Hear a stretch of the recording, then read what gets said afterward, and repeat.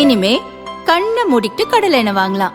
ஏன்னா மந்த்ரா கடலை எண்ணெய் இதயத்தின் தயாரிப்பு. வறுக்க பொரிக்க ஏன் எல்லா சமையலுக்கும் மந்த்ரா தான். மந்த்ரா கடலை எண்ணெய், அபார ருசி, ஆரோக்கியமான உடல் நலம்.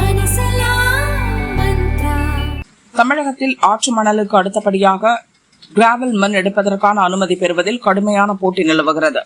ஏரி, குளம், வாய்க்கால் பகுதிகளில் கிராவல் மண் எடுக்க அந்தந்த மாவட்ட கலெக்டர்கள் மூலம் அனுமதி வழங்கப்படுகிறது. இதற்கு ஆன்லைன் முறை அமலுக்கு வந்தாலும் குறிப்பிட்ட சில ஒப்பந்ததாரர்கள் மூலமாக மட்டுமே அனைத்து பணிகளும் நடக்கின்றன.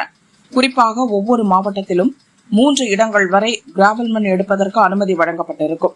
இந்த அனுமதி வெவ்வேறு பெயர்களில் இருந்தாலும் ஒட்டுமொத்தமாக ஒரு நபர் ஒப்பந்ததாரர் என்ற பெயரில் அனைத்து விவகாரங்களையும் கவனித்து வருகிறார். புதுக்கோட்டையைச் சேர்ந்த ராஜப்பா என்பவர் தான் இதுவரை இந்த விவகாரங்களை கவனித்து வந்தார். இவர் நீர்வளத்துறை அமைச்சர் துரைமுருகனுக்கு நெருக்கம் என்பதால் இவரை மாற்ற முடியாத நிலை இருந்தது. இந்நிலையில் அமைச்சர் ஒப்புதலுடன் இவர் மாற்றப்பட்டு புதுக்கோட்டையைச் சேர்ந்த கோபு என்பவரிடம் இந்த பொறுப்புகள் ஒப்படைக்கப்பட்டுள்ளதாக நீர்வளத்துறை அதிகாரிகள் தெரிவித்தனர். தேர்தல் நெருங்கும் நேரத்தில் நடந்துள்ள இந்த மாற்றம் அதிகாரிகள் மட்டத்தில் பல்வேறு கேள்விகளை எழுப்பியுள்ளது. இது குறித்து தமிழக மணல் எம்சாண்ட் லாரி உரிமையாளர்கள் சங்கத்தினர் கூறியதாவது: சட்ட விதிகளுக்குட்பட்டு கிராவல் மண் குவாரிகளை நடத்த வேண்டும் என தொடர்ந்து வலியுறுத்துகிறோம். இதில் சட்டத்துக்கு அப்பாற்பட்ட வகையில் ஒட்டுமொத்தமாக ஒப்பந்ததாரர் நியமிப்பது பல்வேறு முறைகேடுகளுக்கு வழிவகுப்பதாக உள்ளது. இதனால்தான் போலி ரசீதுகள், போலி பெர்மிட் புழக்கம் அதிகரிக்கிறது.